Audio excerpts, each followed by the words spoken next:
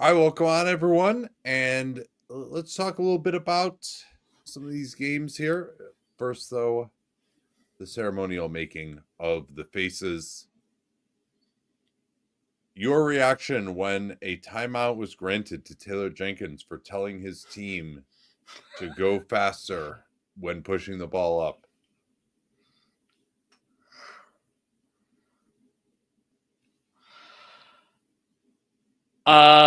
To Portland's young guys playing well.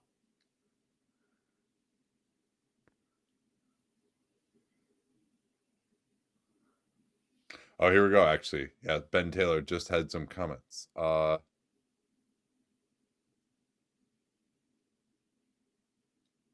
official thought he heard Coach Jenkins yell timeout from behind him, and so he awarded the timeout. But after realizing that Coach Jenkins didn't call timeout, it becomes an inadvertent whistle, and we put the ball on the side out in that scenario. Oof. Murat Kogut, man. Okay, we'll talk more about that. Oh yeah, we will definitely talk more about that. Let me tweet us out here, and then we can begin the show.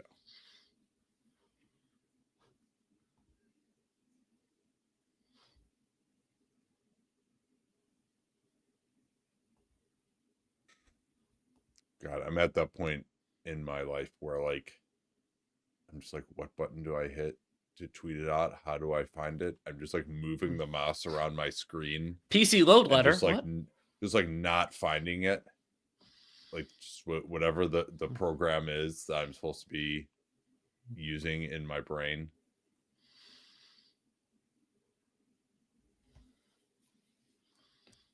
Okay.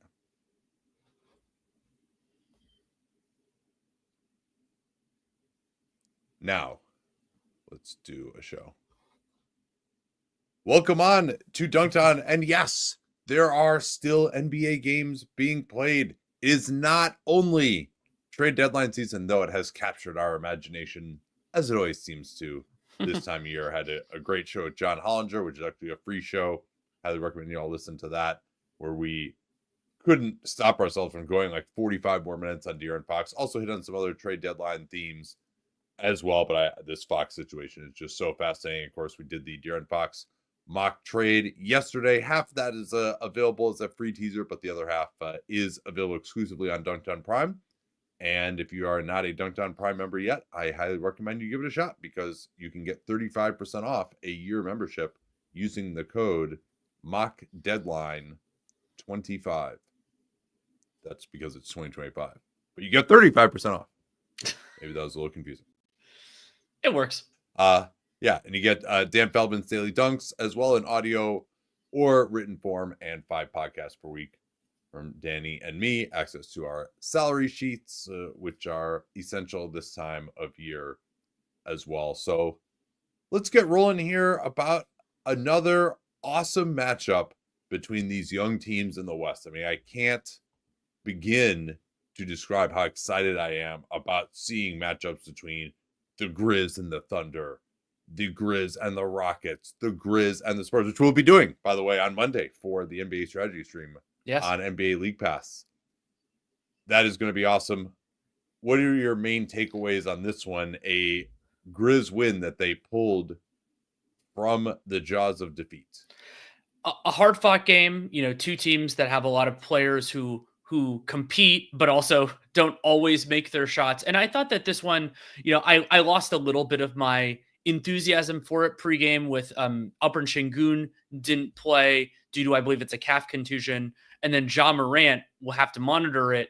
He had a hit to his right shoulder in practice on Wednesday, soreness Thursday morning, didn't play. So hopefully he'll be available Monday for a league pass game. But so you're like, okay, newly minted all-star Şengün not playing Ja Morant, but I mean, there's still a lot of talent. And I mean, it gave me, I think it was a great game, even so. A great absolutely. Game. But I think one of the guys who it gave some opportunity to shine was Amen Thompson, who we've talked about a lot over the last couple of weeks.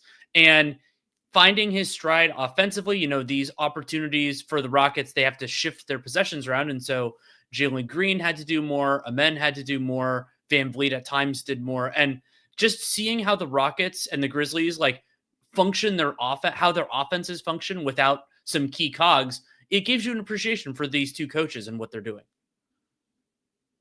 Yeah, it definitely does. And it also gives you an appreciation for the depth that these teams have and have cultivated. And the Grizz more so due to some of their developmental products, the Rockets from drafting well, but also, of course, I mean, the Grizz have drafted well too.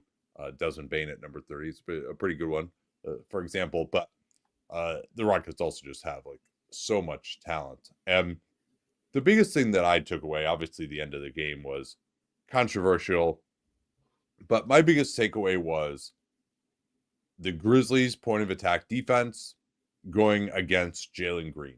And there's really a lot of yin and yang to this. Green has really been breaking out lately.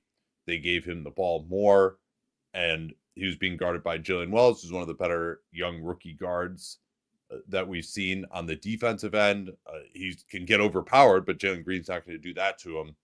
And there was a point, though, late in the first, as Houston is taking a 10-point lead and late in the first half, in which Jaylen Green started to like really cause schematic problems for the Grizzlies. Now, we've seen a lot of guards do that for the Grizzlies. That, to me, is their biggest weakness outside of the always questionable health of John Morant.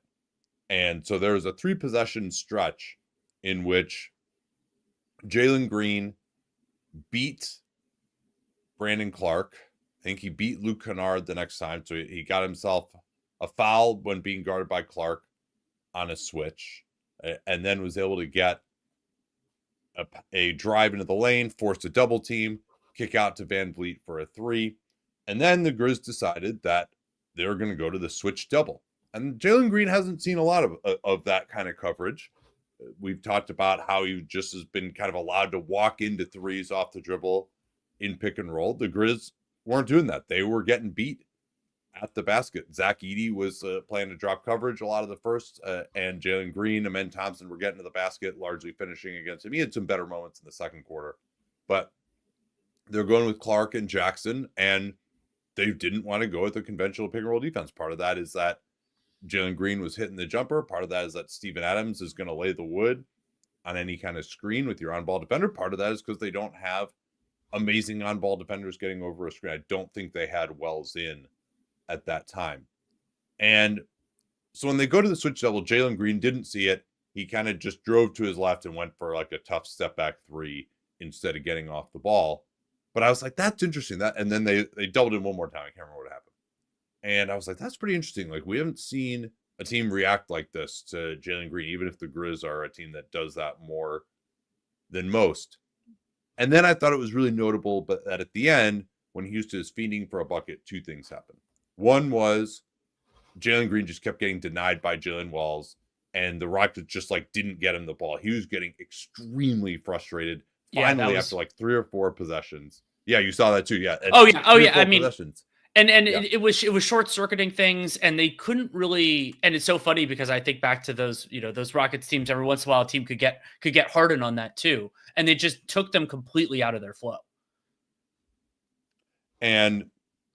But in Green's case, I think they just weren't necessarily looking to get him the ball. There were even times when he was open, he was like hopping up and down. No one, like Tari Eason, of course, was the guy who had the ball at that time. Didn't even look at him. And, Fred VanVleet's kind of supposed to be the guy who's getting them into their offense in these circumstances. And then he finally does get a chance after a rebound, goes in on Wells. Wells got a great strip. Wells got another great strip of him late when after the 8 billionth offensive rebound by Steven Adams, they kicked it around. Wells was able to dig down from the nail and strip Jaylen Green for another one. Green also then had a wild drive where he went to like a triple pump and threw it off the bottom of the backboard in traffic down the end. He also got fouled on a 3-shot foul by who was that who got him? I think it was Clark who got him. It was Clark off a switch. But other than that, Clark was able to stay in front of him well enough, and the Grizz didn't end up overreacting to Jaylen Green, even when they were giving up the switch.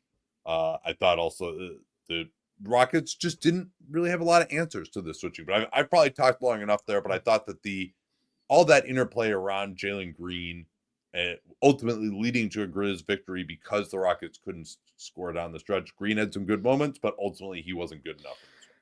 Well, and along those lines, the Rockets, this was a successful 3-point shooting game for them. They were 13 of 32. That's a little bit over 40%, but they were only a little bit over 40% from two as well, and below 35, I believe, in the second half. And so some of the shot charts for that, I mean, so Jaylen Green he was I think, one of six on twos in the second half. He was 10 points on 10 shooting possessions.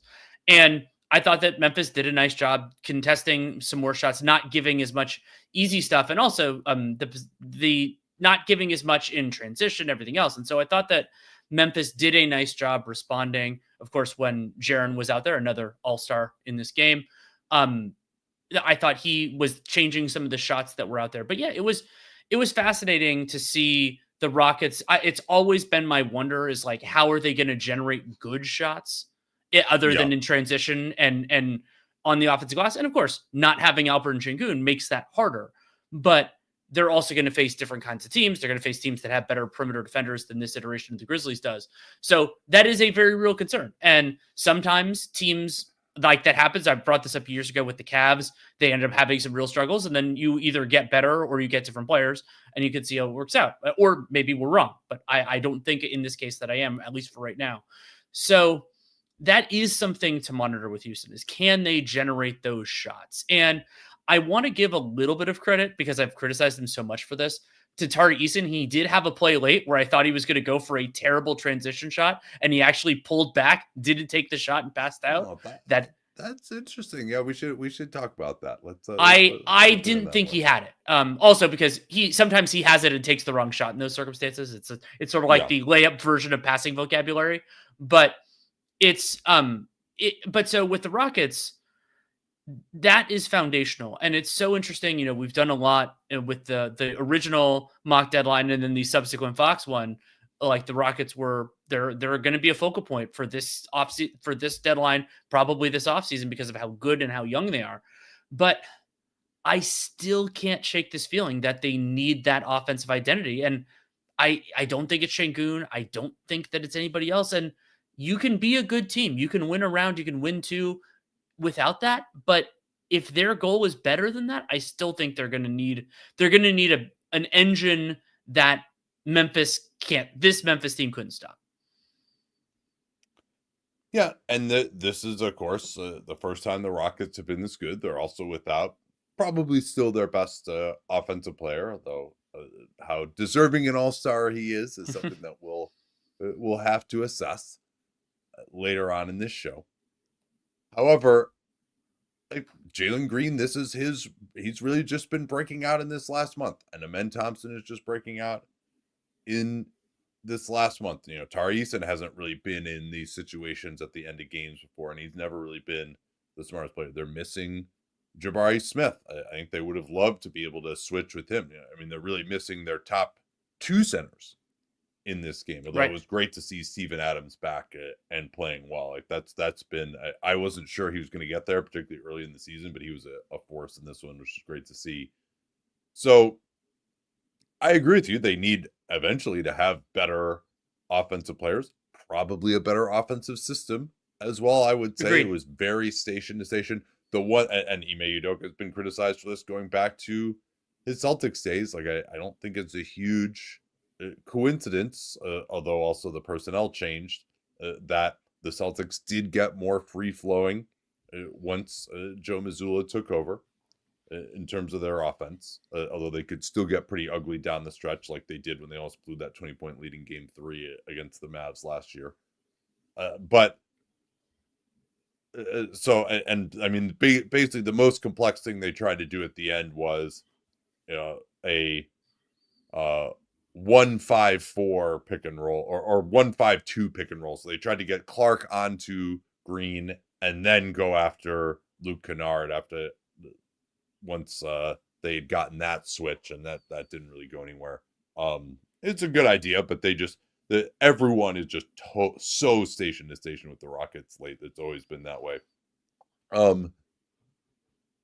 Yeah, it was for the Grizz. You know, Jaren Jackson really struggled. He had 5 fouls, but he did enough. He had the game-winning free throws. He was able to get to what he wanted to most of the time against Dillon Brooks. And I just, we've sort of like watched Jackson evolve slowly. His biggest leap offensively was last year when no one was really paying attention to what he was doing, and he had this 30% usage rate. But like we've seen Dillon Brooks just like completely lock down scoring big men of Jackson's ilk. Like Karl Anthony Towns couldn't do anything against him in that playoff series, and Victor Wembanyama has had a ton of trouble with Dillon Brooks. Like he really like gets underneath guys, gets into them. And Jaren Jackson, in part due to the fact that you can just bash your off arm into people, but he's gotten stronger too. And also the fact that he doesn't need to get all the way to the rim. And it really, he's not a great passer, but he's almost like a DeMar DeRozan-esque player where he's shooting before your help principles would ordinarily be triggered. It's a great point. With these little like floaters in the lane, and like just whenever you can make a shot that most teams are willing to give up in their base defense that's contested but is just going in, like he was scoring all over Draymond Green in the second half of that game that they ended up losing in Golden State. Like he's really difficult to deal with, and I still don't know like if you had a playoff series against him and you wanted to double him, how good his passing would be. I mean, he had one play where he drove to the nail and Luke Kennard came around behind him and was just screaming at the top of his lungs for the ball. You could hear it on the broadcast, and then Jaren finally turned around and gave it to him for a wide open three. So he still needs to improve as a passer, obviously, and he can pick up fouls. But like what he does is really tough to stop. Like there are not many guys one-on-one that you're just like, oh, they're going to take the ball from this guy. They're going to stop him. Like he is a real difficult to deal with offensive player. What I mean, the Grizzlies putting up 1.26 points per possession in a game that John Morant didn't play in. I mean, we've talked about it overall on the season. Like that's been a really remarkable strength for them. And they were doing, they weren't running a ton, but they were able to get a little bit there.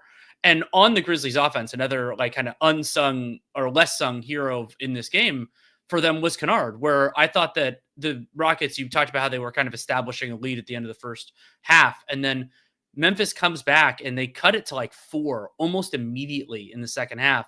And it was a couple of big shots by Luke Kennard. He ended up with 27 points, only turned it over 3 times. And starting largely not in the same role, but in place of John Morant. And you need somebody to take those shots. You need somebody who can create opportunities through their movement. And I thought that Kennard was an important part of that success. No, he absolutely was. And part of what made the Grizz difficult stuff, like Jalen Wells also had 11 points, but he only did it on having made 1 3-pointer. Like the Grizz, and they've started running more pick and roll, and they did it particularly going against the likes of Adams and Jock Landale in this one.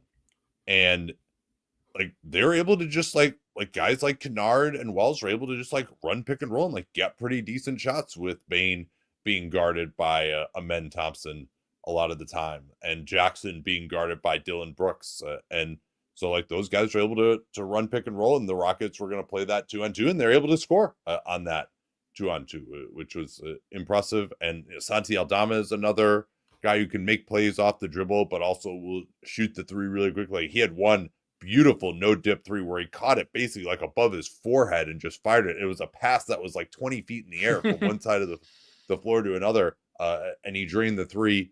So they do have a lot of guys on this team who are interesting. I wouldn't put Gigi Jackson in that category right now. He was, interesting. He's finding his footing right now. Him going up against Cam Whitmore was a matchup of 2 of the more inveterate gunners. I mean, by the way, one of the plays that just drove me off the wall in this game was Whitmore had a nice, like, there were a couple of backcourt steals where basically, the ball changed hands and then somebody just lingered back and picked off a pass. Whitmore steals it, so it's a 2-on-1, and he somehow takes a terrible shot that has no chance of going in. I'm just like, oh, Cam, you're still going to do that. And so it was just like, it was hilarious. It was just a total Cam Whitmore play. Talk a little bit about the end of the game, and with that 3-shot foul, Houston has a chance to go up 6 with under 2 minutes to go, which would be a commanding lead. Green makes 2 out of those 3, and he had it going again from 3. He was 5 of 10. It was the 2-point play, particularly late, which wasn't great, and he had both of his turnovers late as well. But I thought that the Grizz did a really nice job of pushing the ball down to try to get quick shots during the very end of the game. And then there was the play that you remarked upon where Kennard has a wide open three and off of an offensive rebound by the Grizz. He missed it. Kennard is still shooting an incredible percentage. He's 3 of 6 again. There's not many guys you'd rather have with a wide open three in the whole league than Luke Kennard. He's not the greatest movement shooter, but he definitely is a guy who will just make it when he's open. And he doesn't necessarily shoot it on the move, but he will like catch the ball on the move, pump fake, and get the guy out of his way and then fire it. But he missed that one. Rockets push the ball up, and they're in pretty decent transition. And Eason, he did actually back it out there with probably, I would say, about 31 seconds left.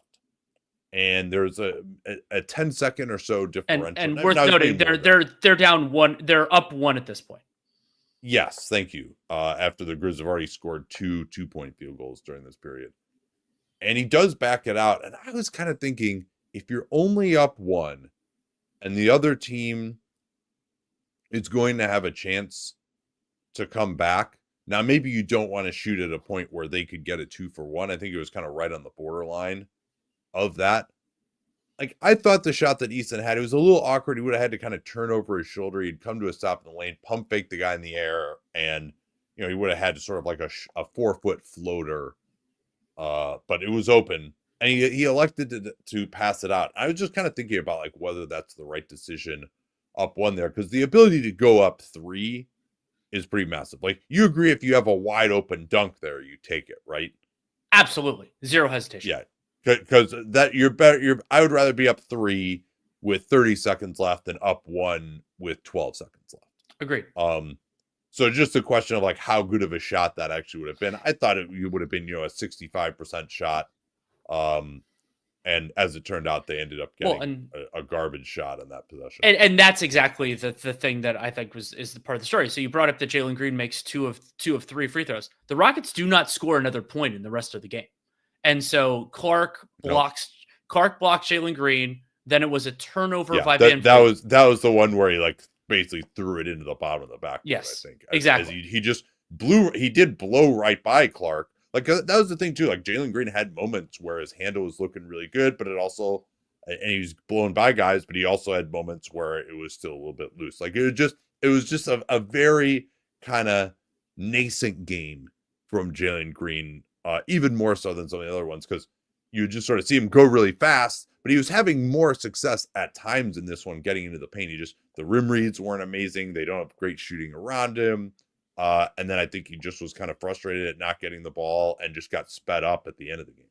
Yeah, and then the only other 2 shots the Rockets got in this one, so Van Vliet on that possession that Tari Eason turns down the shot, he takes another 3. I remember that as being a more ambitious look, and then they fired one when they were down. At this point, they get down 1. Then the shot they generate after calling a timeout and advancing the ball is a Van Vliet 3. And so, like, the Rockets, they weren't generating good shots late. And I think that is the difference between the Eason shot is that why I said turn it down is because I didn't think it was as good a shot as you did. But it's also like, can you get something else? And the answer to the second part of it, unfortunately for the Rockets, ended up being no there and on every other possession. Yeah, and then the last play, of course, the Grizz get the rebound. Jalen Wells is pushing it up, and you hear the whistle blow as Jalen Wells is just about crossing half court, and he goes in for an easy layup. Everyone else had kind of stopped by that point. Like, he wasn't going to automatically have a layup. He had a pretty good chance at getting the Grizz a good shot there in transition, and there's about 8 seconds left, but Murat Kogut wasn't looking at Taylor Jenkins, and Jenkins, I don't think he was even looking at it. I think he just thought that he was looking at the court from what I could tell. Now, of course, there have been many controversies when the referee hasn't granted the timeout, and that's really hard. You're supposed to be looking at the court. You're not supposed to be looking at the coach, especially now that there's a lot of teams that come from that Spurs school. Of course, Taylor Jenkins is one of those from Mike Budenholzer.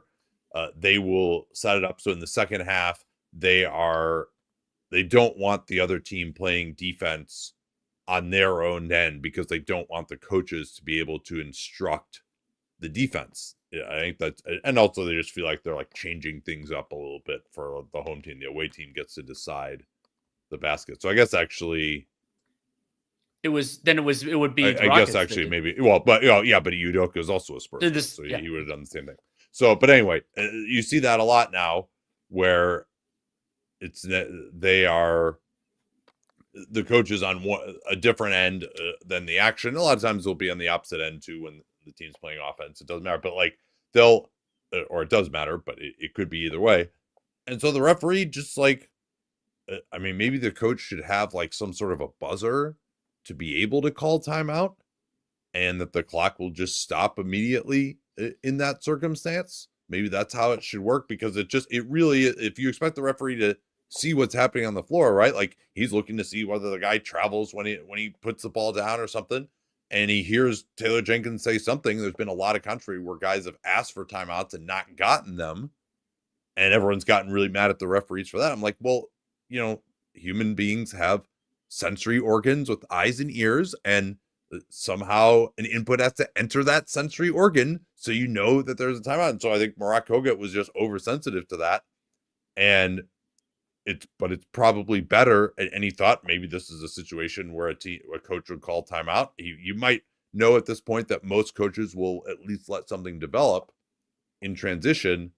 But I do sympathize somewhat, because like it's just a very bang play. He did make a mistake, of course, but there's also an alternative. Like, you could say, you got to be sure. It's like, well, then, okay, if you want timeouts to be called the absolute second the coach calls timeout, like these guys are going to have a little more of a hair trigger. There are challenges with false negatives and false positives, and it's a hard situation. It's why I've wanted, there are different versions of a fourth official. I think like the idea of somebody who's watching like the television feed could be useful. I'm not saying that would necessarily solve this problem. It would solve some other ones, but maybe that would free up an official to be looking in a different direction. But it is hard. And I mean, everyone who says that there are lots of criticisms of officials. It's like this one, I'm more sympathetic, even though it's like, it doesn't appear that anything happened. But if you're trying to listen for something, so it's a mistake. Unambiguously, it is a mistake. But I'm also really thankful that it didn't end up swinging that possession. It ended up being a Jaren Jackson drawing a foul, fouling Dillon Brooks out of the game, and then making both of those free throws. So it took a little bit more time, and it did foul Dillon Brooks out. But it was the more, let's call it the more just outcome, because I like you, I'm not 100% sure that Jalen Wells would have gotten the finish easily, but I do think he would have gotten a good look. But in the end, it actually turned out great. And they just Dillon Brooks had 5 fouls.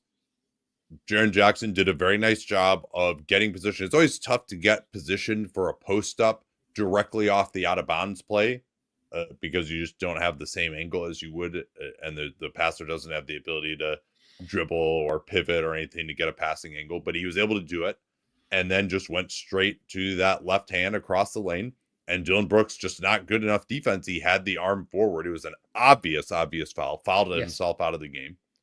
And Jackson 2 ice free throws to give him a 1-point lead. And then I thought it was very interesting that the Rockets pretty much went to the same construction that they went to twice in a row, actually, against the Celtics.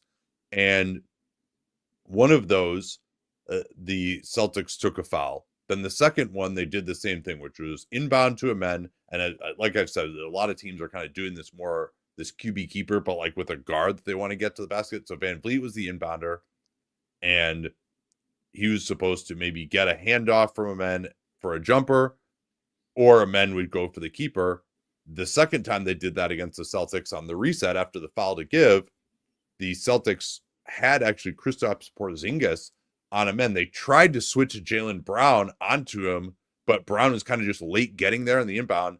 Rockets got it in, and then a men was able to just go one-on-one at Jaylen Brown, who wasn't quite in position, and get the game-winning bucket in that game.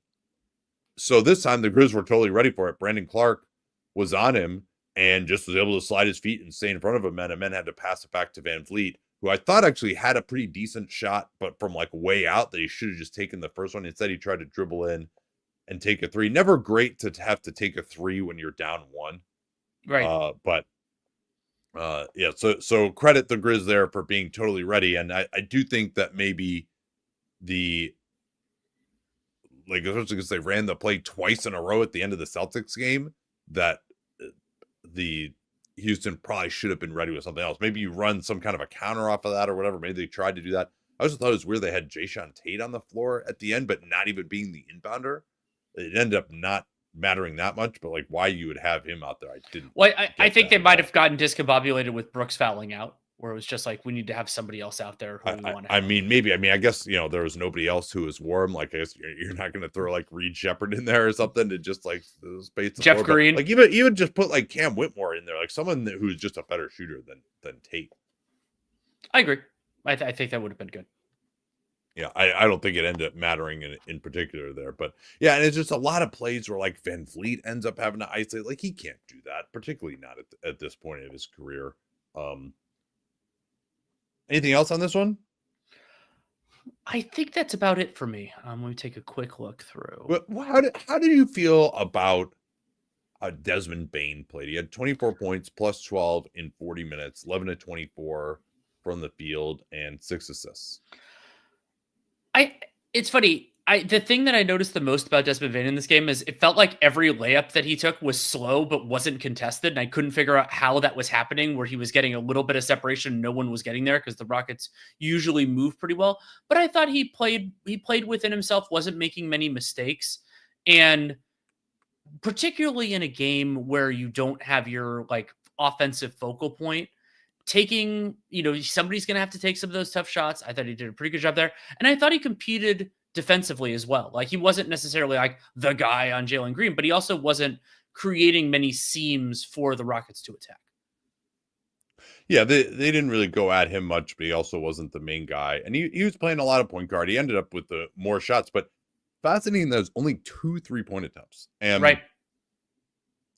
Bane is probably better as a pick and roll player. I think there have been moments where I noted how it was a more egalitarian system with the likes like Kennard and stuff. Like Bane, I think he maybe got lost at least a little bit early in the year when they're emphasizing the dribble drive so much, which they still do. But he's not really a guy who's going to blow by his guy one-on-one.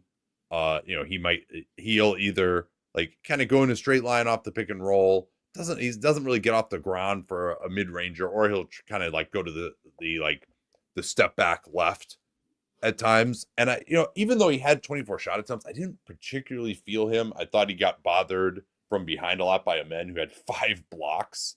Yeah, in this game, and some awesome ones too. But it does seem like I want to see them run more shooting sets for Desmond Bane, and maybe they didn't have as many guys who could dribble available in this one. But he's taking 6.9 threes per 36, hitting his usual high 30s. But I just have not really felt him in very many games this season. I think it's pretty noteworthy that the Grizz are as good as they are, and he wasn't even remotely talked about for All-Star consideration, nor did he deserve it. He was someone who also, in between injuries last year, spread his wings a little bit more. But part of what I was always so fascinated by with him is his ability to operate off ball, and we haven't really seen that. Maybe it's not the Grizzlies offense. He's kind of gotten more of a taste for on ball stuff, whatever it is. But I think like his ability to work off the ball as a shooter, particularly because they just don't, unless you're going to play Kennard, who you can't really play at the biggest moments of the playoffs. I think he should be used more in that role, because he's not really like a great finisher, a great inside the arc player, particularly against a team that has a lot of athleticism. One other thing from a player usage standpoint, I brought this up a couple times when we've done Grizzlies games, but I enjoyed a stretch. It was a very short stretch in the first quarter where, so the way Taylor Jenkins played Zach Edey in the first half was that he had Edey on the floor, and then Jaren went out and then came back in. So Jaren replaced Edey at it was like 7 minutes into the first quarter. And so that meant that Edey got a short stretch guarded by Chuck Landale. And I thought that Edey got some good looks, was able to get to the ground, get offensive rebounds, all that kind of stuff. And yeah, there were some plays where his like limited movement defensively, like where, Amen was able to get by him and all this type of stuff. But I've long thought that with Edey, like with the post game and now they could feed him a little bit more, that using him, especially with some of these different groups out there, as a potential focal point offensively against backups could be useful, because just teams don't have a player who can deal with him that comes off their bench. And I would like to see Jenkins, especially if the intention is to only play him, he's wearing a mask right now, to play him in the 20-minute range, like, and if he's not going to close, try to see if you can get some spots for him there. And it's, you just, like, I mean, especially this one, no Şengün's. That means you have these minutes where Jock Landale is out there. If he's not going to close, give him these opportunities and you can get something going there. And I mean, the Grizzlies won this game. They had a very nice offensive performance overall. I think there's something there. Yeah. No, I think part of it is just that Jaren Jackson Jr. and Clark, he's actually looking better athletically. I thought he was solid in this game, moving his feet, and had a couple of blocks, and he was popping off the ground for that floater a little bit more than he was early in the season. And of course, Aldama is someone who can play a lot as well. Sure. And I think they want to be able to space the floor more for Jaren, or really get out in transition, which Edey is not great at. Yeah. Also, my guy Scottie Pippen Jr., even in a game where Morant didn't play, they started Kennard rather than him. He only played 12 minutes. So sadly, my fascination with him as sixth man of the year will probably have to be over the next time that we do awards. There are also just some insane numbers from this game. 47% offensive rebounding by Houston.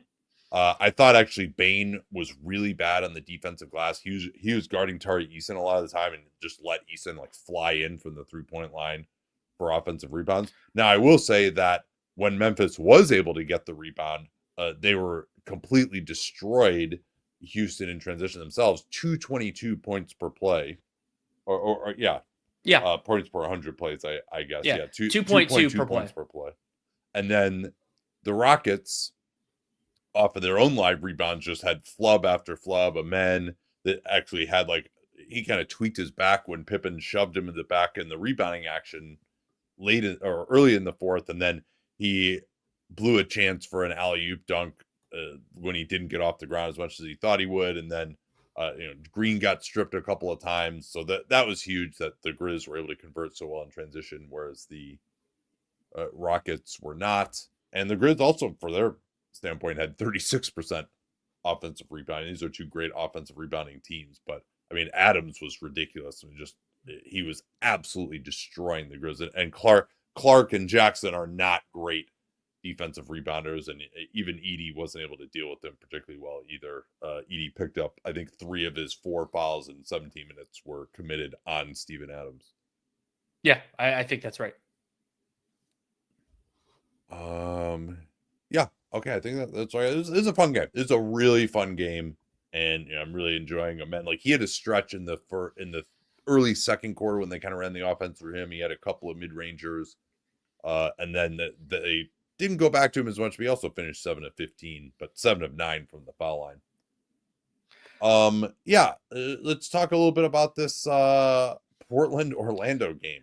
Yeah, and so this was my second screen game for a fair amount of the evening, and so I had it on, kind of keeping a little look at the score. And Portland's been on a hot run. We'll talk about that in a second. And Orlando goes out to a 10-0 lead, including at one point the Blazers get 2 DeAndre Ayton free throws, which are a rare occurrence, and he misses both of them. And you're just like, oh God, this is just not their night. And then it turned around almost instantly. They still trailed at the end of the first, but the Blazers had looked a lot better. And then they had a huge 34-18 second quarter, and then just really took control. And I want to give Ayton credit. I brought up that he missed those free throws. I thought that he, it was more his mid-ranger going in than him being truly dominant. That's just not the player that DeAndre Ayton is. He had a nice stretch in the first quarter, but to me, there were 2 big takeaways from this one. It'll be interesting. I think you watched this game more closely than I did, so it'll be interesting to see how this jives with what you saw. One was, I did really enjoy the performances from Scoot Henderson and Shaedon Sharpe, the two to me most exciting, really young Blazers players.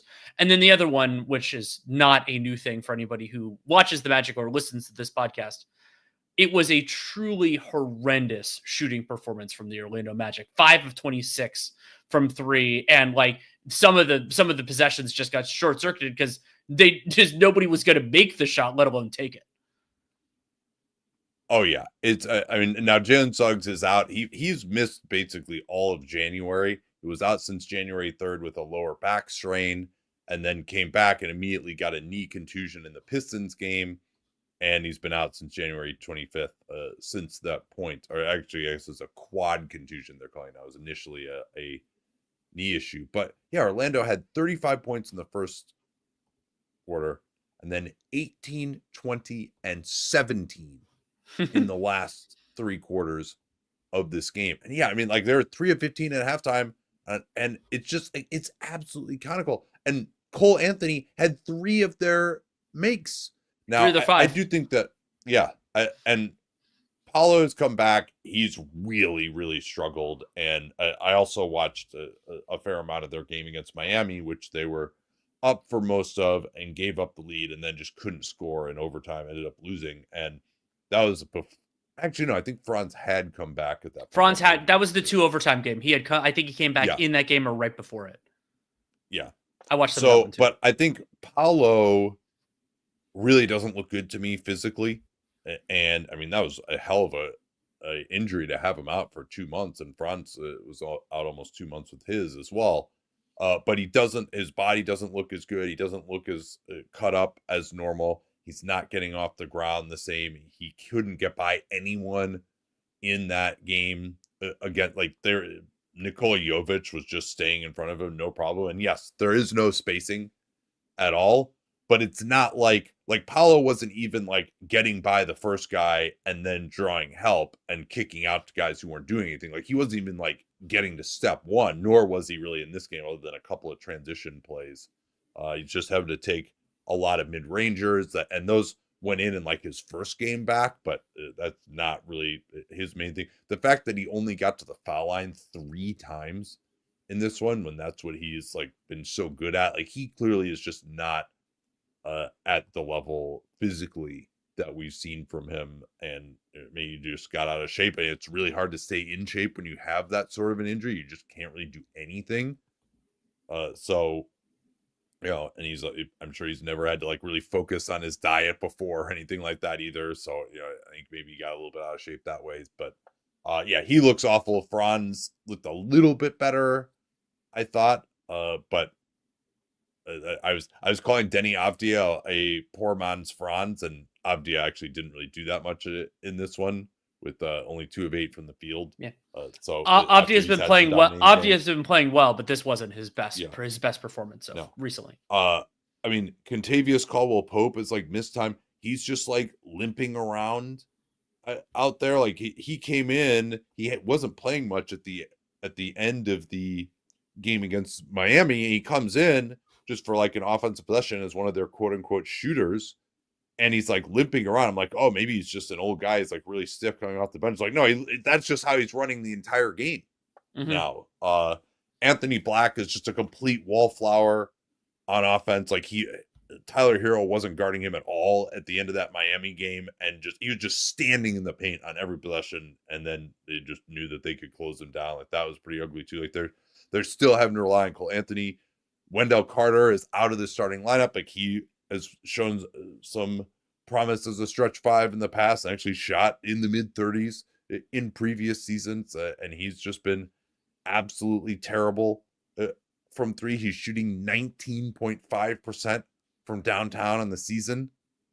Like, it's just a fucking disaster for them right now. Even Suggs was getting up a lot of them. Like, at least he was doing that, but he's shooting in the low 30s. Like, this is brutal.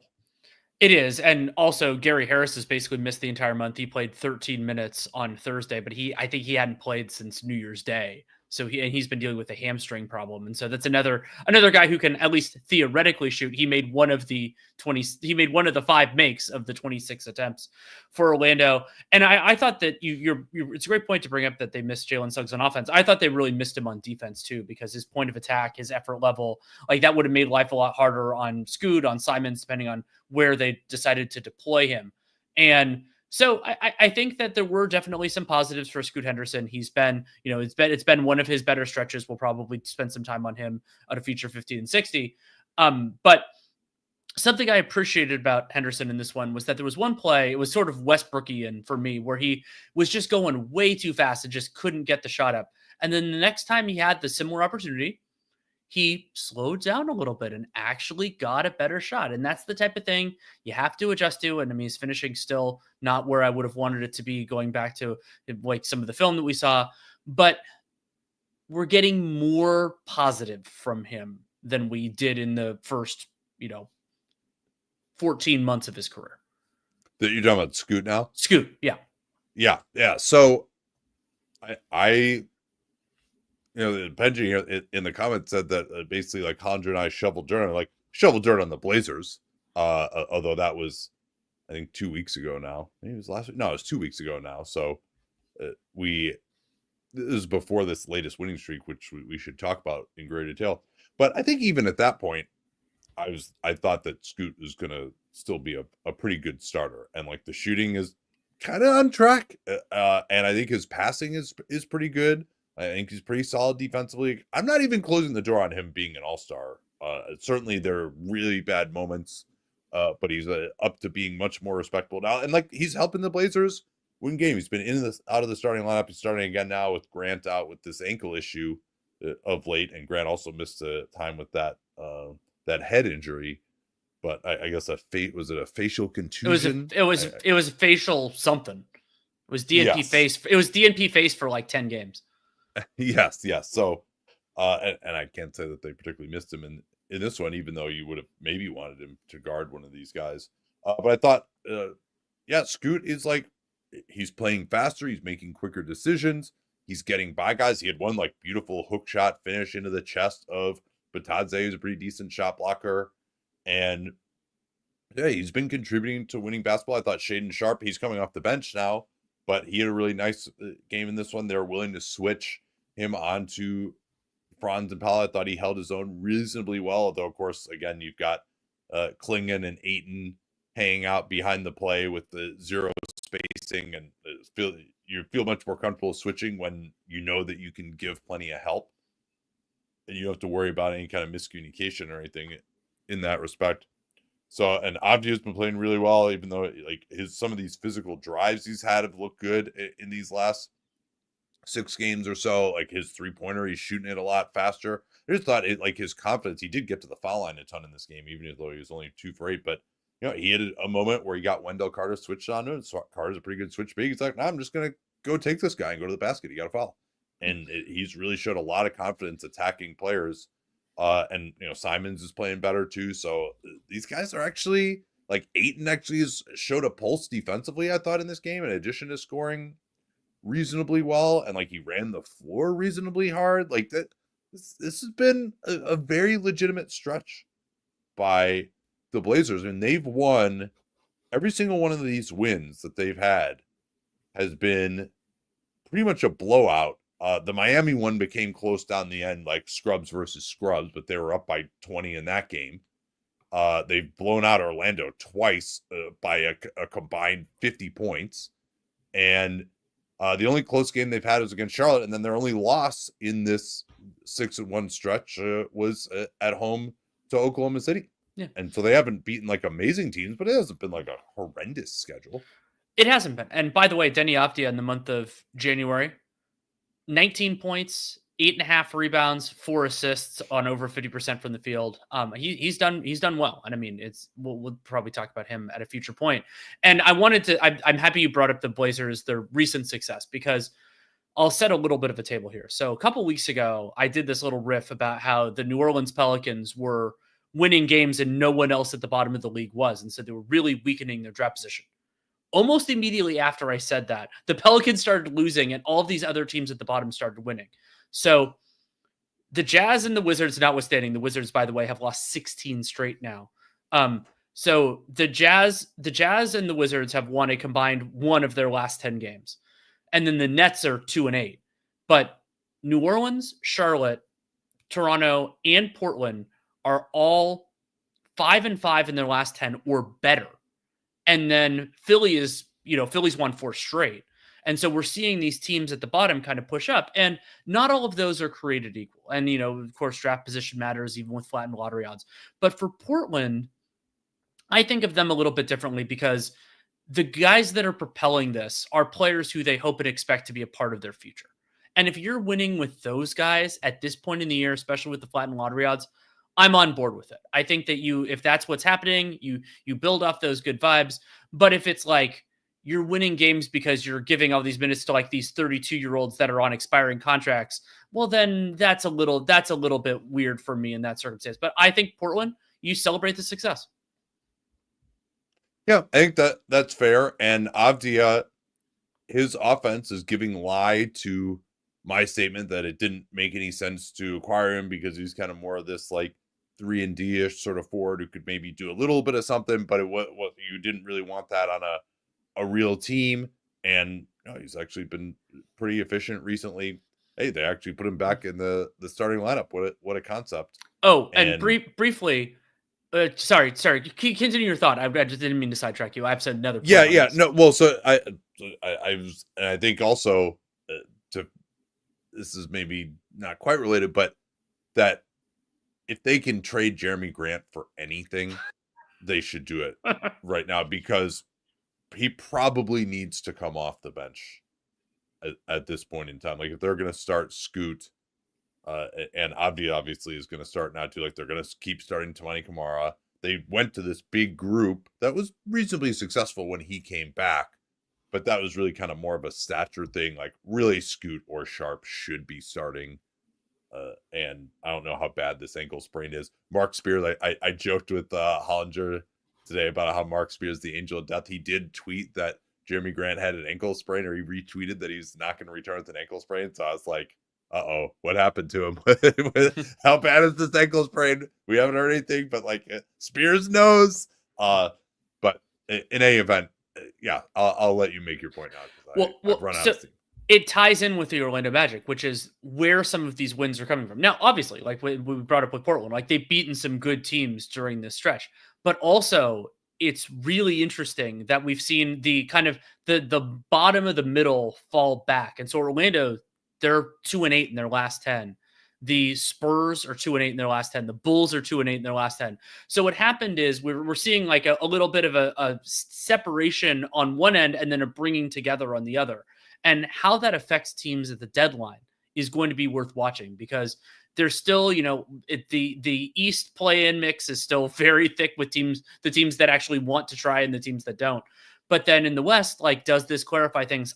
I don't know yet, but like, to me, Portland winning these games, it's great. Like I'm happy that they're fueling it by their young guys.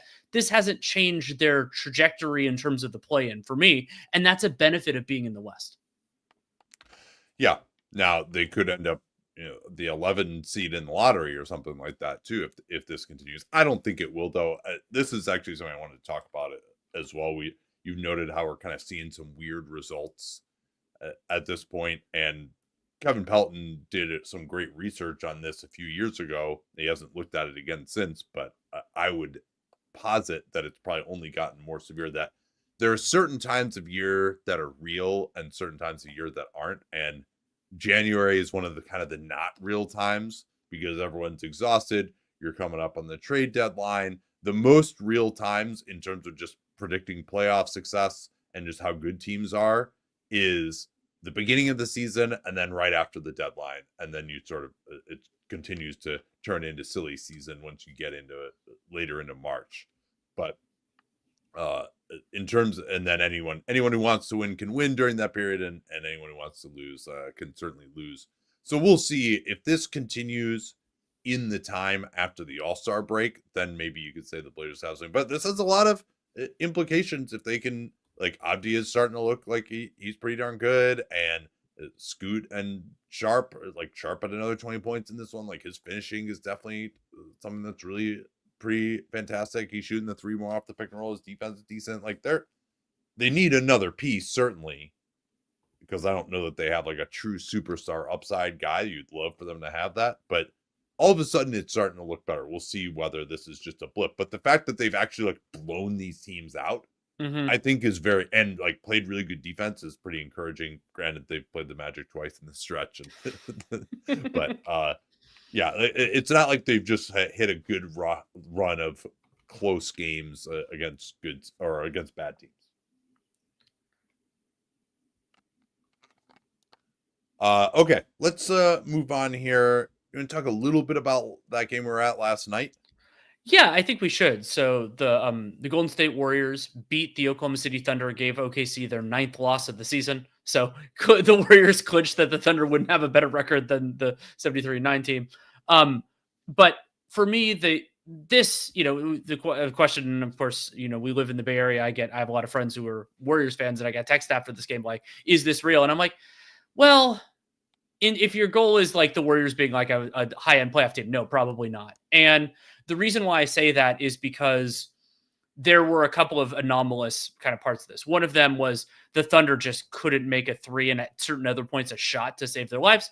And the Warriors were making life hard on them. And I thought that we'll talk about the officiating a little bit probably in this game, which I thought they mostly did a very good job.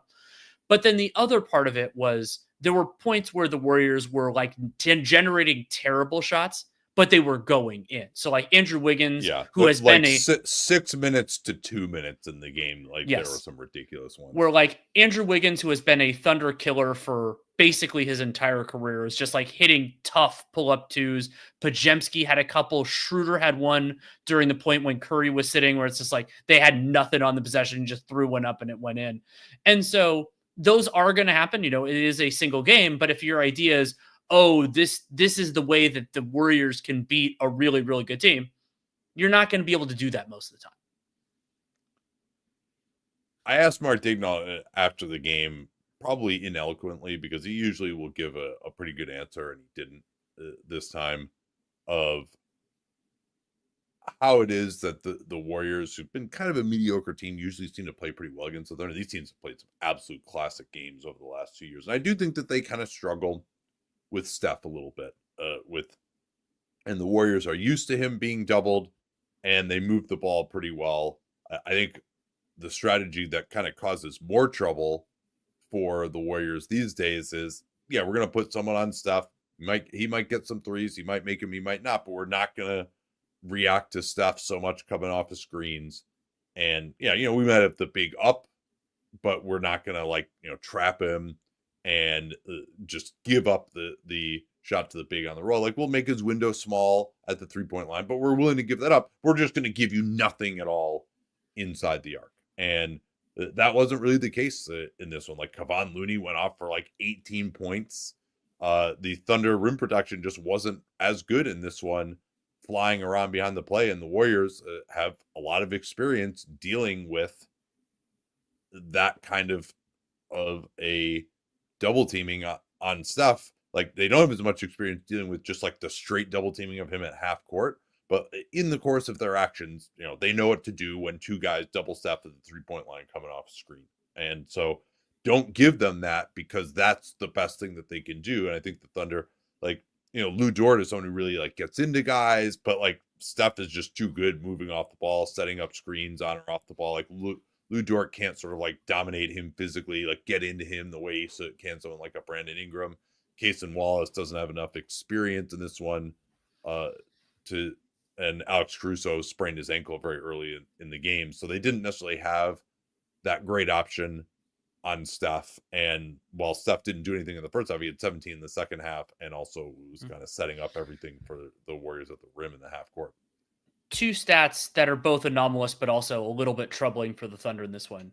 You brought up Looney's 18 points. He did that with 0 offensive rebounds. So you think about the nature of where his catches and all that are coming from. Kevon Looney, not the greatest at generating an opportunity if he gets it anywhere other than a foot in front of the basket. And then the other one, Stephen Curry had 0 turnovers. And he's not always a high turnover guy, but when you think about how many sharks the Thunder have to not force Curry to turn the ball over, there are a couple failings in there, not saying they're structural or a big problem. It's just the type of thing that isn't great. Yeah, I think that's one thing that Dennis Schroeder has helped with for the Warriors. Also, frankly, the fact that Draymond Green was out, who's definitely a high risk, high reward sort of passer. And he and Steph do make some beautiful music together when it comes to ridiculous turnovers. But I thought, particularly at the end of the game, when the Warriors have had some meltdowns, having Schroeder as the second ball handler, I thought his defense on Shea was pretty decent too, although Shea obviously was brilliant with 52 points. So having someone else who can bring the ball up, relieve that pressure was good. Shooter's actually been pretty decent these last couple of games. And after really struggling in his first month or so in Golden State. So, and actually, I think also a lot of bigs should watch film of how Kevon Looney finished in this game, because a lot of his plays, either when he either got fouled or got layups, you don't think, oh, Kevon Looney's not a very good finisher, right? Like, he barely jump, but he's so patient. He's always going to like pump fake anyway. And so when J-Dub or Shea, the two guys usually on the back line who come over and like actually cause a lot of problems, even for bigs, Looney was just like waiting for them to jump in the air and pump faking and then just going up around them and getting fouled or finishing. Whereas most bigs are like, oh, here we go. There's a guard here. I'm going to go up and try and dunk on him or shoot the layup immediately. And those guys time him really well and could bother him. So I think a lot of bigs should be like, yeah, this guy's kind of coming in from the side too. He's not like in position. He should go straight vertical. Like, let me just pump fake, let him fly by. That's something that I think a lot of teams just don't do against these Thunder rim protectors as guards who are great. But the Thunder shooting was so bad. Like all the support guys, other than Joe and Shea and Jalen Williams, like nobody hit a three for them. Correct. And it's unfortunate for Shai Gilgeous-Alexander that the Warriors winning this game, his teammates not making shots, that this becomes not only the second 50-point game of his career, but the second 50-point game of his January that they also. Oh no, they won the other one. That's right. They lost. Did they win? No, they beat the Jazz. It was against the Jazz.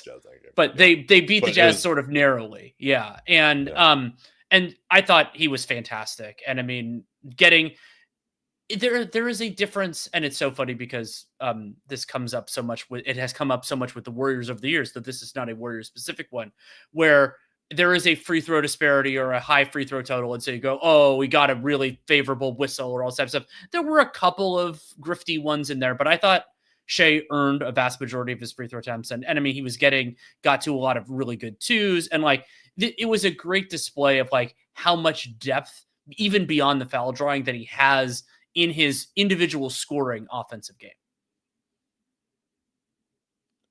Yeah, he was just blowing by guys in this one, and his mid-ranger was fantastic. The Warriors were just fouling him over and over again. He got a couple of kind of cheap ones. There's one where he got Pajemski in the air, and Pajemski, I don't think he even necessarily touched him, and it got a couple of free throws. But that first quarter where he had 21 points was just absolutely ridiculous. Thunder actually led by 14 after the first, and I was like, man, the Warriors just can't score at all. And to their credit, they were able to get back into it in the non-Shea minutes. But I really think this was kind of more of a defensive loss for the Thunder on a night when they should have still been able to be in it with their defense against this team. And part of that was the Warriors hitting some ridiculous shots. So they only hit 34% from three overall. Thunder fouled them a fair amount. And then, yeah, just the wide open threes. Like Shea said after the game, maybe me scoring 52 wasn't good for the team. I actually thought they should have given him the ball more. Agreed. Warriors did a very nice job, Peyton in particular. Mark Daigneault mentioned this after the game, of that the Warriors really got into them physically, and Shea, they kind of went away from Shea at times because he wasn't really getting the ball very well. They probably need to be more intentional about setting a screen to get him the ball.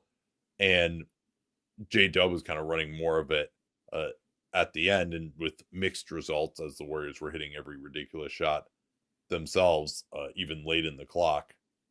And so, but I think the Thunder did get good shots. Like Wiggins, Dort, and Cason Wallace. Who's the other guy I'm forgetting who just missed every single. I mean, Cason Wallace airballed 2 3-pointers in this game. Yeah, one of them was contested. Jay Will. Those guys were all wide open on their shots, except for maybe one of those Cason Wallace shots and maybe one of the Dort shots. And those guys were combined 0 of 15 from three. And they were very good looks. Those guys are good enough shooters. I am concerned that OKC doesn't have anyone that I really, really trust to make threes other than Isaiah Joe, who's going to get gone after defensively a little bit. I do want them to get another shooter. That's what you did in the mock, which I thought you did a pretty brilliant job to get him Kobe White and Cam Johnson. They, of course, have plenty of resources to do that. So I don't think this is like particularly concerning for OKC relative to what I already thought. Also, Caruso again got knocked out. He'd been shooting better since he came back too in the games that I've watched. So yeah, he sprained his ankle in less than a minute of playing time, and who knows how long he's going to miss now. But they ruled him out immediately, which is not a great sign. Another kind of coaching thing with this one, I thought that Gary Payton did the best job getting into Shea, and I thought that Steve Kerr should have played him more.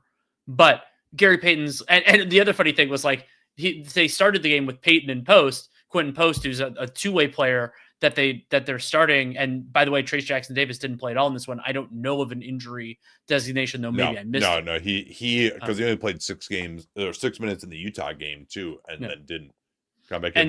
They went to Post, and because Draymond's still out, obviously, so is Kuminga.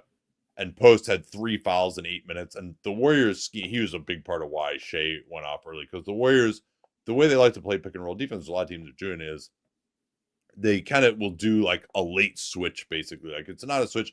They want the guy to get to the free throw line or below and then call out the late switch, especially if it's not, a Jokic sort of player who's going to dominate the guard who's switched on. Like Hartenstein isn't that guy who's going to like duck in for an easy post up or something. But that left, Clinton Post trying to late switch onto the likes of Shea, and that was just a disaster. He was following like crazy on basically any time that happened, or he wasn't able to stop the guy. So Looney's capable of executing that. Obviously, Draymond can. And Jackson Davis actually was pretty decent at that too. Like I think Jackson Davis has actually been okay on defense. He just can't do anything on offense. So they tried to spread out the Thunder with Post, and I think they hoped that like the center was going to guard Post, or that the center would guard Payton, and then Payton, who's actually a great screener, could set the screen and Post could space it out. But he just couldn't exist defensively. He was negative 11 in 8 minutes, which is not surprising. He is definitely a legitimate shooter, but his finishing is really bad, and he's gotten better as a pick and roll defender, they say, since he came into their system, but he still is not ready for prime time, even against the Jazz, not to mention the Thunder. Since you brought that up, any other takeaways from the Jazz game the night before?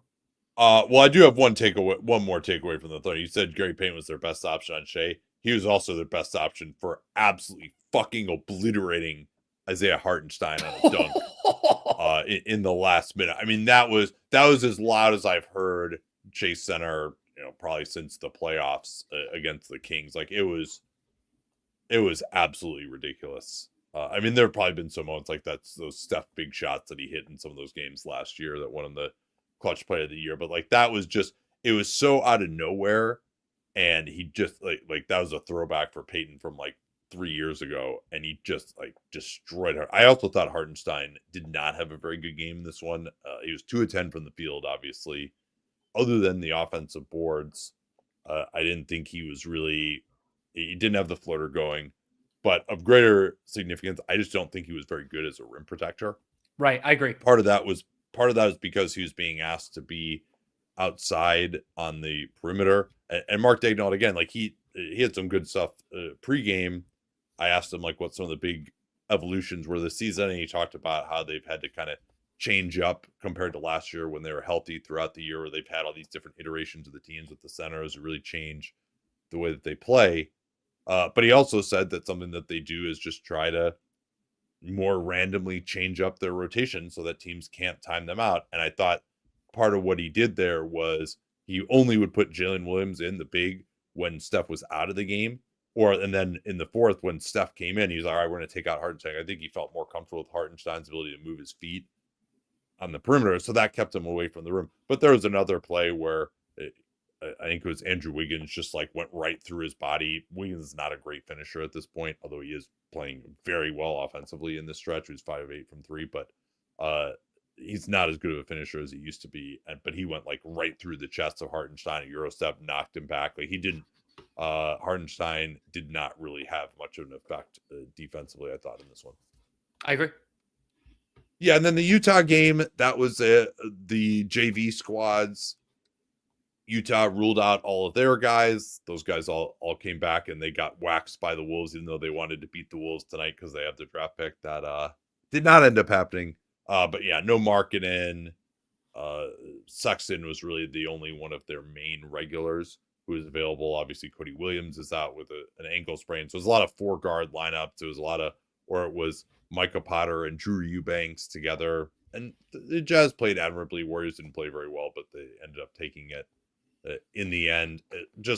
Colin Sexton looks very athletic and explosive, and he had 20 points in the first half. They didn't do much in the second. They kind of were able to shut his water off a little bit. And yeah, and the evolution, the whole thing with Quentin Post, like starting and maybe being a player for them, like that, I don't know how long that's going to last going forward. But also it was TJD only playing 6 minutes and then not playing at all in the second half. Looney has been playing really well, though. He was actually pretty good defensively, I thought, in the Thunder game too. Had a couple of blocks that I wasn't seeing him make last year when he wasn't in the same type of shape. But not a ton I could really take away from that Jazz Warriors game, given that there weren't a ton of healthy bodies in that one. We could transition to news, and unfortunately, we have a frustrating one for the Hawks, and that's Jaylen Johnson, who already dealt with a right shoulder injury, and the Angel of Death retweeted that he was leaving the game with a left shoulder with a left shoulder issue. Unfortunately, it is a torn labrum in that left shoulder. Jaylen Johnson will miss the rest of the year, and he has had a really nice year. We've talked about it.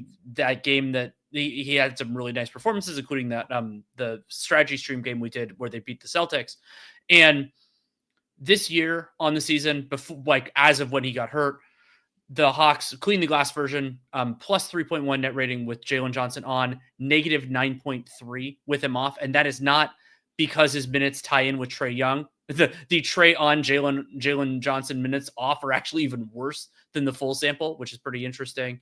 And Johnson, the number 13 in cleaning the glass on-off differential for players with over 600 minutes played, and a lot of them, Jokic and Shea and Wembanyama are guys that are heavy hitters. So I'm not saying Jaylen Johnson is that, but I'm saying they're going to miss him a whole hell of a lot. Yeah, and John and I talked about today, maybe that changes their approach on Bogdan Bogdanovic, who hasn't played well this year, but still has some contenders apparently interested in him, or Clint Capella, who's an expiring contract, maybe Larry Nance. Things are really looking up for the Hawks with the NBA Cup semifinal appearance, but now they're at the point where they're probably, Jaren Johnson, clearly their second best player. They would have to just absolutely faceplant to not make the play-in in the East, but because they've got the Bulls behind them, who also have their own vested interest. And this is good news for Philly, I guess, if they wanted to at least be the 9 seed. I had this deep fear as soon as I started really thinking about this, that certain people within the Bulls organization will see this and be like, we can get into the play-in and we don't even have to try. Let's do it. Let's keep going for that. But we'll see. Yeah, we'll probably talk more in the 15 and 60 about how that race, or maybe something a bit slower than a race, is looking at the bottom of the East at the moment. But for Johnson, he was certainly a most improved player candidate. Wasn't in all-star consideration, but was probably right below that level, I would say, this season. He was the biggest reason to be happy about the Hawks. And DeAndre Hunter just can't play that many minutes. Zachary Risa-Shea came back from a strained groin today, but he's been really bad, and he'll get to play more. Maybe he'll get a little bit more runway and can start to play better down the end of the year. And but it's hard for me to see how the Hawks are going to be a 500 team the rest of the way. And probably one of the teams that has to be the happiest about that would be the San Antonio Spurs. Yeah, considering they have that pick, and so it could potentially strengthen it, and it's unprotected, of course. And so, I don't think that the Hawks are going to become huge sellers and anything like that, but it does potentially sweeten things for them. Let's go to the All-Star teams being announced. Sure, we can do that. And so, of course, the starters were already out. The full list of reserves, I had it, and now I lost it. Yeah, we can just do the East first, and then we can go to the West here. I've got it for you if you want. Yeah, I have it. Okay, so okay. Do you want to do it? No, by all means. Damian Lillard, Darius Garland, Jaylen Brown, Cade Cunningham, Tyler Hero, Evan Mobley, Pascal Siakam. Yeah, so that's your guards are Jaylen Brown. Interesting that he went in at guard. He's played pretty much exclusively forward for them for a few years now. Garland at guard also. So remember, the way that the voting would go is that, and I don't know that we've have an idea of exactly who the wild cards are compared to the guards, but there's 2 guards, 3 front court, and then 2 wild cards. And it looks like actually either Cunningham or Braun must have actually been voted in for front court, and then he's just being listed on this NBA.com thing as a guard because they just call him a guard. So I don't know whether he or Cunningham was considered the last front court guy.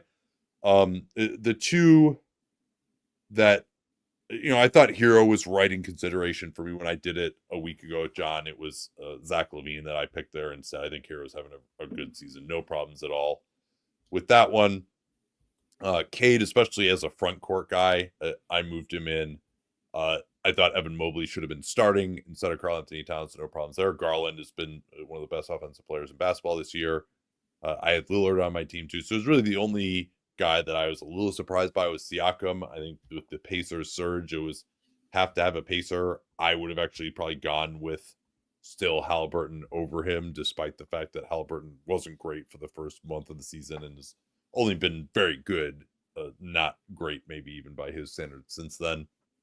But Siakam is a solid player. Like I'm not too bent out of shape by any of these. Brown isn't having a good season, but I think he's certainly one of the 12 best players in the East, and there weren't any other totally overwhelming candidates to me.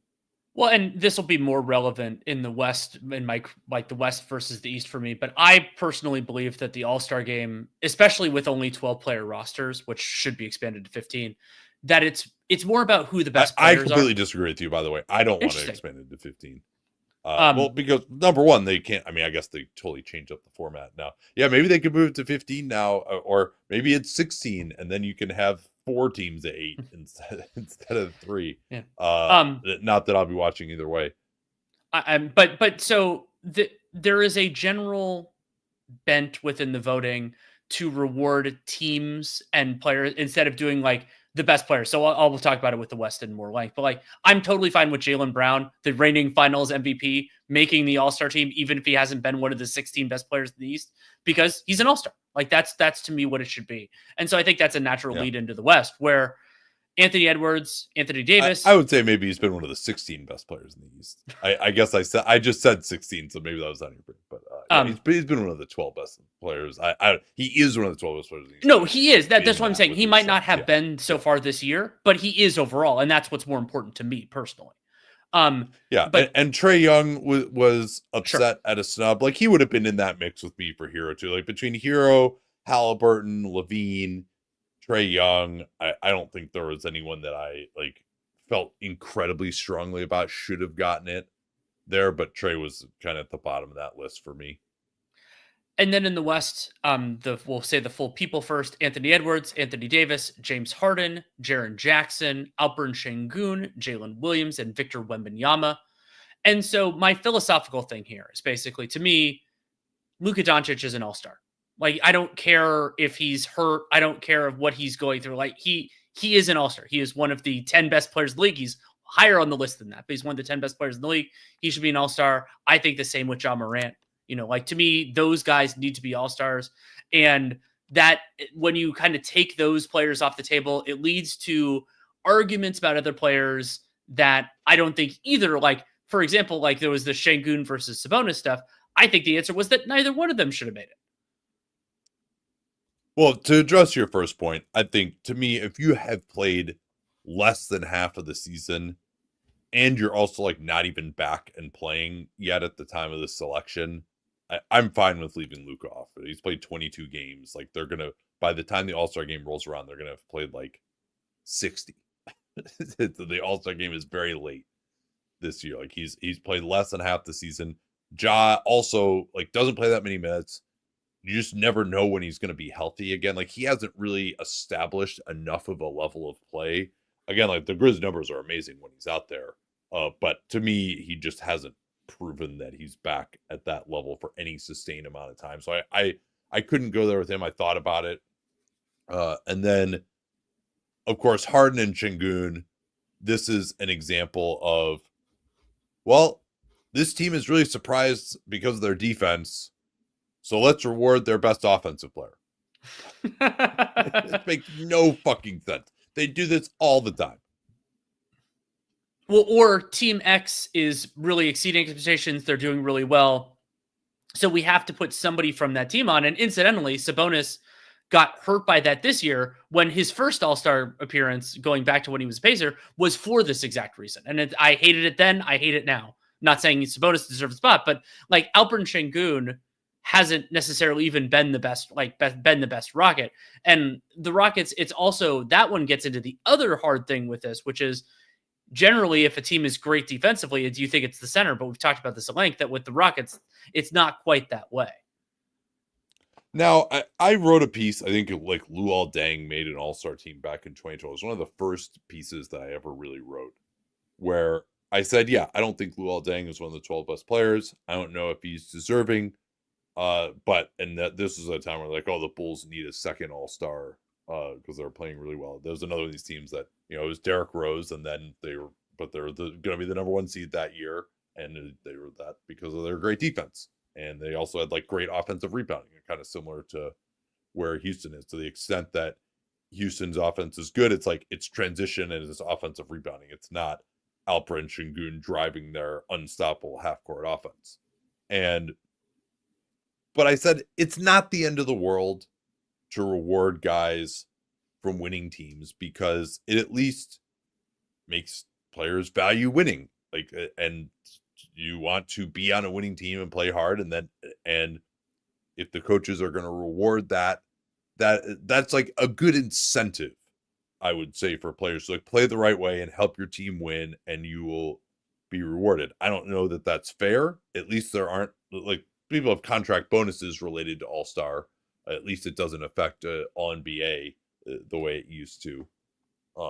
So like there is at least, it's not the end of the world that they do it this way, but you also just have to recognize when, because I mean, you know, is it solace to the Rockets that, hey, Alperen Şengün didn't make the All-Star team because we think the rest of you guys are really good? Like, that kind of does suck for them in some ways, but that's kind of how I feel about it. And like, you know, people with the Pacers would always get all bent out of shape when I was saying Sabonis was a fake All-Star, and various other these guys.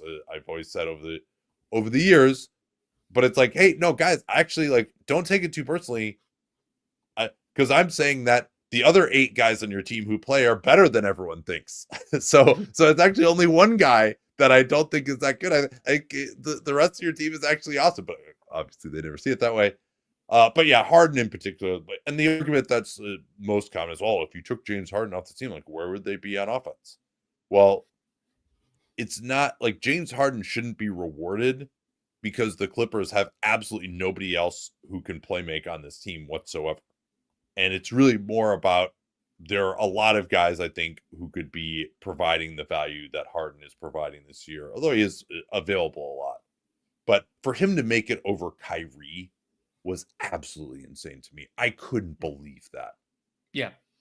Well, and also, like, Harden hasn't been the best Clipper. I mean, one of the ways they could have resolved this Zubac's been the best is you Clipper, you pit Zubats over Şengün and Sabonis, and you're like, okay, you know, we both had him, I think, 3rd for Defensive Player of the Year the last time we did awards. Well, and Gobert always gets fucked on this too. Like, the coaches just tell on themselves so much. Oh yeah, defense is all that matters, and playing hard, blah blah. And then they pick, you know, the offensive guy who's not even that good on the defensive team. It's really, it's a miserable way to do it. But like, I don't understand why they can't just either do the media, because like All NBA is the media. Why do the coaches not vote for All NBA if this is the best way to do it? Like, why would you have the coaches do this and none of these other processes? Like, it's not because they're uniquely qualified to pick all-star reserves and nothing else. And it's not because they're so good at a quick turnaround. I mean, if they wanted media people to do this, they could do it.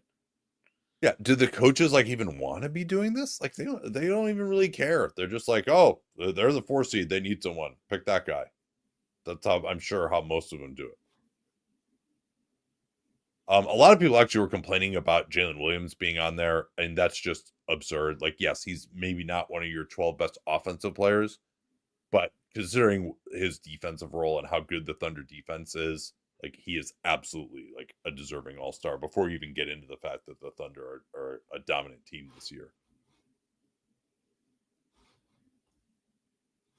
I mean, that's one where, yeah, it's probably safe to say that you can't be threatening the best net rating of all time if you don't have 2 all-star level players on the team. I think once you get to that level, yeah, when we're talking about you need an all-star because you're on track to be the 6th seed this year, yeah, an ensemble cast could get you the 6th seed.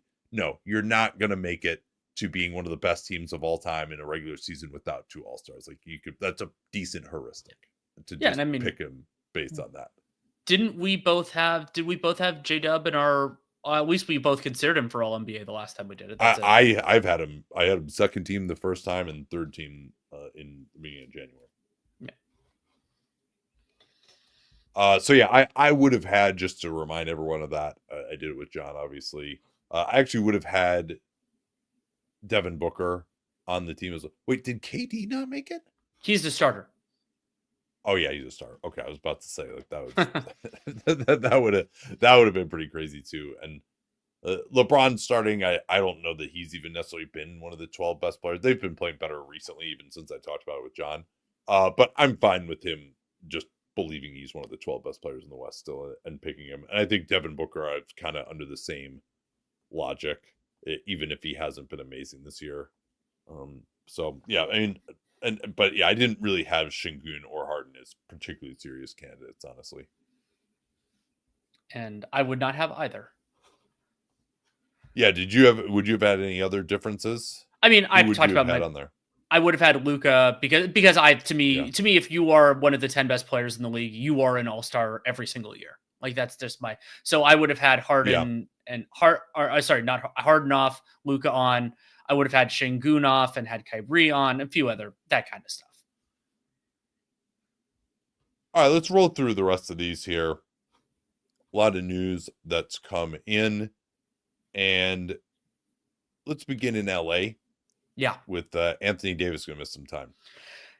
It's described by Shams Charania as an abdominal muscle strain. He's reevaluated in a week. I think this is going to be more like at least a 2-weeker ab strain. I'm concerned about it. And so I think he might potentially be out through the All-Star break. And the Lakers need Anthony Davis for their defense to be viable, not against the Wizards, but against most other teams. No. So they were able to win handily in Washington. But Davis is extremely important, and the West is tight enough where, if this is a 2 or a 3 weeker, that this could matter. What's their schedule look like coming up? And as you answer that, Dorian Finney-Smith also has missed a few straight. He didn't play against the Wiz tonight. Gabe Vincent also with that troublesome left knee, but JJ Redick thinks they have a chance to return over the weekend for the Lakers. At Knicks, at Clippers, host the Warriors, host the Pacers, and then they close out before the All-Star break with 2 games against the Jazz. So that part of it, probably okay.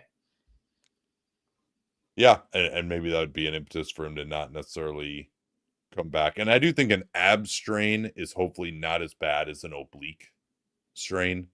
But maybe, the obliques are kind of part of the abs. It could be oblique strain, but we've seen these ones from Franz and Paulo who had them out for weeks and weeks. Doesn't seem like it's trending that way. But yeah, for my money, we'll see after the All-Star break, AD. Also, could be a chance for possible injury replacement. Maybe it could be Sabonis. Maybe he could get on there as an injury replacement. Thank you. Dallas, so Maxi Kleber broke his right foot about a week ago, had surgery. We do not have a timeline yet. That is on the heels of Derek Lively's injury. Really, really rough for them. to deal with. And I mean, I don't know if he's going to be back in the regular season. For Kleba, yeah, you think a broken foot, that's got to be tough to believe he's going to be back. And then Dante Exum is going to be back soon. He was doubtful on Wednesday. Seems like he has a chance to play over the weekend. Hasn't played at all yet this year with that wrist issue that he had surgery for. But it seems like if he can just even give them 15 minutes a game, like they've gotten so much out of Spencer Dinwiddie, far more than they ever had a right to. But take a little bit of a load off of Kyrie, give him another point of attack defender. Hopefully, who knows? He may just not shoot the ball well enough. He could. It seemed like his hold on a rotation spot was quite tenuous in the playoffs. So I don't know how much he's actually going to play, but they can use everybody that they can get at this point. Speaking of teams in that general straight, the Cavs, Dean Wade is going to miss a couple of weeks with a knee issue, which sucks. Isaac Okoro is now missed 8 straight with a sprained AC joint in his right shoulder. He's probably going to be out a little while longer. And Karis LeVert also has been out since January 18th with a wrist issue. So this is a lot of not the most important Cavs, like the core 4. And I mean, remember that Mobley missed part of this time too, that they just have a lot of guys out. Yeah. Now Mobley returned, and what a surprise. They started winning again.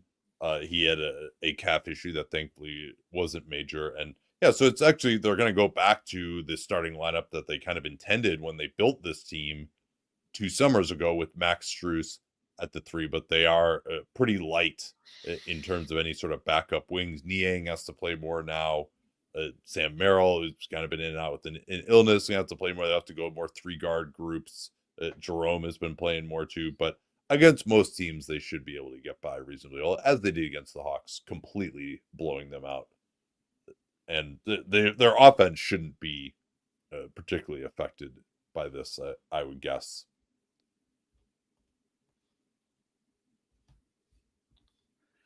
The Charlotte Hornets are going to be without LaMelo Ball. He left Monday's game with a sprained ankle, and he's not going to be reevaluated until February 5th. I think he'll be out till at least the All-Star break. He didn't make the All-Star team, which there was something great. I think he's the first person to win the fan voting in a positional group and not make the team at all in like either ever in a really, really long time. I'm not going to judge that. Yeah, I guess Zaza didn't quite make it, although he led to reforms. I don't think he won the fan vote. He was just very, very close. Because I think, yes. But and then so LaMelo, that even though the Hornets offense hasn't been phenomenal when he's been on the floor, they've been unbelievably terrible when he hasn't. So, I mean, with Charlotte, was that yesterday where they got just absolutely shellacked? Yeah, they lost to Brooklyn 104-83, and the Brooklyn Nets are basically not beating anyone but the Hornets. And then on top of that, Mark Williams, he has a right foot injury, and he's now missed 2 straight. So we don't know really the severity or duration there. Yeah, never a good sign. It's supposedly injury management from him, but that's the same left foot issue. Maybe he's getting some soreness there. Still don't know. I don't think he ever had surgery on that necessarily, but yeah, that's not amazing. Mark Williams has been playing really well. I'm sure we'll talk about him on the 15 and 60, but hopefully that won't be as a posthumous discussion doubtful of him. Yeah, thankfully the Twitter angel of death has not come for him. For Boston, Sam Hauser has had kind of a disappointing season. I think that's been an under discussed topic here, where he's been in and out of the lineup with injuries. The latest of these has been a hip. He's questionable for Friday against New Orleans. And then Al Horford also, he's kind of been getting this toe rested. He's missed 2 straight. He's probable to play against the Pels, but he's had toe issues, and he's missed their last 2.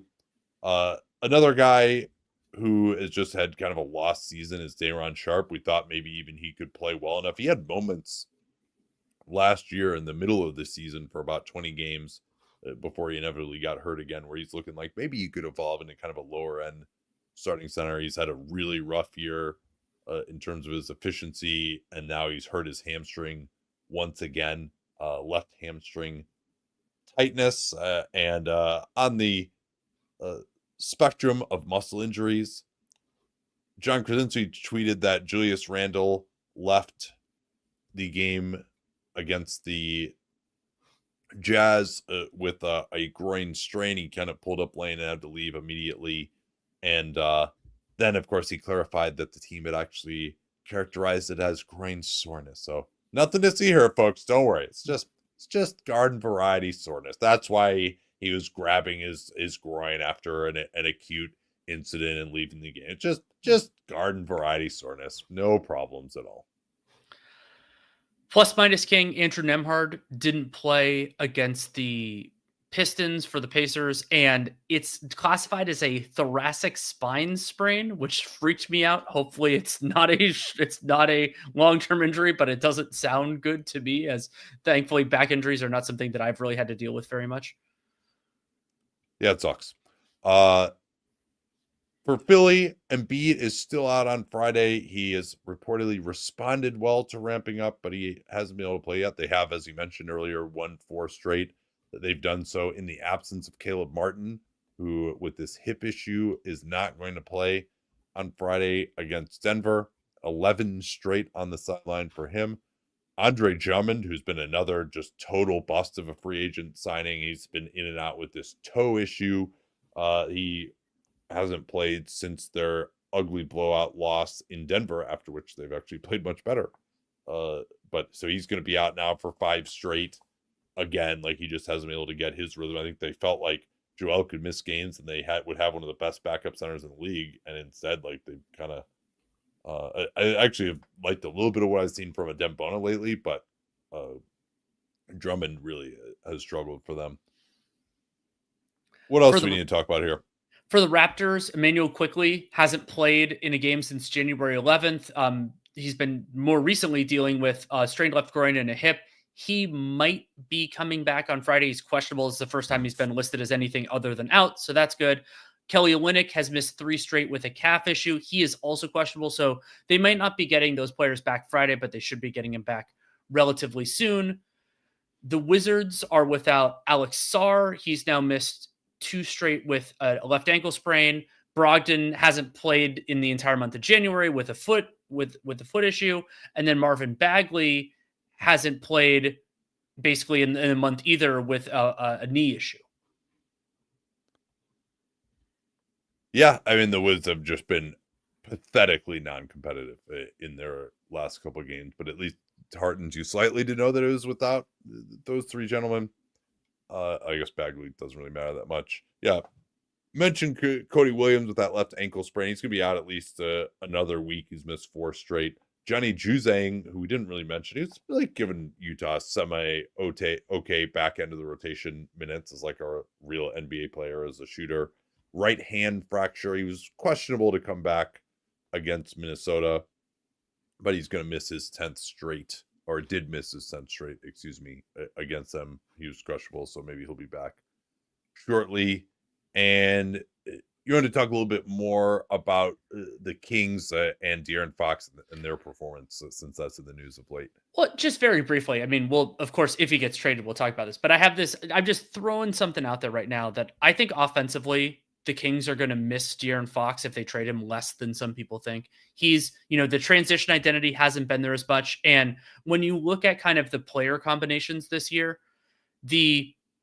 when Sabonis and DeRozan have played, this Kings offense has been good, whether Fox has been on the floor or not. And then when Fox has been on the floor and those other guys have been on or off, and then the things have really tailed. It's sort of similar to what I've talked about over the years with Jamal Murray and Jokic. And Sabonis isn't Jokic, but he is. It appears that after that 1 year where Fox was better, that Sabonis is the more like dominant offensive player of those two, though now they have DeRozan as a potential third there. So I just wanted to throw that out there. Like, I mean, this is also, this came up in the, even though I was the Spurs in the Fox part of that, I don't think he's the guy for San Antonio personally. If it happens, we'll talk about it in that context. I don't think he's a good enough offensive player to be that guy. Yeah. And again, I gave my thoughts on that extensively with John today. I mean, I can't stop talking about this. It's so fascinating. There's so many layers to this, and some more reporting came out today that Actually, it was the Kings who initiated some of these discussions, wanting to basically, which is actually pretty smart, I would say, thinking that they'll be able to get more of a market for Fox by trading him now. But of course, this is further initiated by the fact that Fox wouldn't sign the extension, and they know pretty darn well that he's not going to sign it this offseason unless maybe he makes All-NBA and is Supermax eligible. And then would the Kings even want to do that? I don't. They probably would, but I don't know that for sure. They resisted it with DeMarcus Cousins under a semi-different regime, but still the same overlord. And so to me, this is actually probably good business by the Kings to move proactively. It's probably bad business that they're not going to try to just rebuild in general, and that they're probably going to prioritize guys who can play now. But like you, I think for like just the rest of this year, I think Fox is the best in general, although he's been dealing with some injuries, of DeRozan and Monk. But they do kind of have an overcapacity on the perimeter. Sabonis is more important to them because they have absolutely no backup center, whereas they have two other creators who are pretty good in DeRozan and Fox. And at the end of games, in DeRozan and Monk, and at the end of games, they could give the ball to those guys too some. And so I still actually think Fox is way better than Sabonis. But Sabonis is quite irreplaceable for these Kings because they don't have a replacement for him, and they do with Fox. So I'm fascinated to see where this is all going to go. And there's even some discussion too. Sam's piece was excellent. Jake Fisher's piece was excellent too. I can't remember which exactly said which off the top of my head here, but the idea was floated that the Spurs would much rather make this move in the offseason. Why? Like they want to kind of finish things out with Chris Paul, let him be the starter, let him have his influence. Maybe you can do a little more tanking down the end of the year, and it's just generally easier to match salaries. There's more flexibility around the league. And by the way, also the price would be lower with only 1 year left on his contract, because getting him for this year doesn't really do them any good. So yeah, what an interesting stalemate this is going to turn into. But I do think to the extent that the Kings are the ones deciding like, all right, we should probably do this now, even with this little like dead cat bounce under Doug Christie, like that is a smart move. I don't know. That could just be pushback from Fox's side. The Kings aren't exactly great at public relations, and Fox doesn't want to look like the bad guy. But yeah, this is gonna be fascinating. And then want to just leave you guys this. I had an interesting exchange with Steve Kerr along with some other reporters. I asked him about the criticism. Kerr, of course, has been an astute observer of the league since the late 80s. I asked him about the criticism that everyone plays the same these days, and he had a pretty good response. So I'll leave y'all with that, and we'll talk to y'all on Sunday night. Thanks so much for listening or being subscribers, and want to remind you too that you can get 35% off Dunc'd On Prime for a year using that code Mock Deadline 25. Still get the whole mock deadline, the De'Aaron Fox mock deadline that we did every Hollinger and Duncan, every pod going into this next bit of time here before the deadline. That offer will be available until right after the deadline. I hope that y'all will take advantage of it. And I also did my Discord chat as well. I even followed up for those y'all who are subscribers with some more questions later today when I had some more time, since we were doing the Fox mock yesterday. I wasn't able to get to every question, but I do that once a week. Danny does his, once a month. Dan does his once a month. So does Dan. And you also get Dan's daily dunks 5 days a week. All right, so here's what I talked about with Steve Kerr.